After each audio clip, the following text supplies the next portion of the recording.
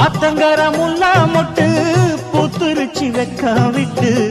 ஆசையில தொட்டு புட்டேன் நெஞ்சுக்குள்ள ஜல்லி கட்டு புடிவாரமானே ஒரு கடிவாரம் போட்டேன் மலை நாட்டு தேனே ஒன்ன மடி மேல சாச்சேன்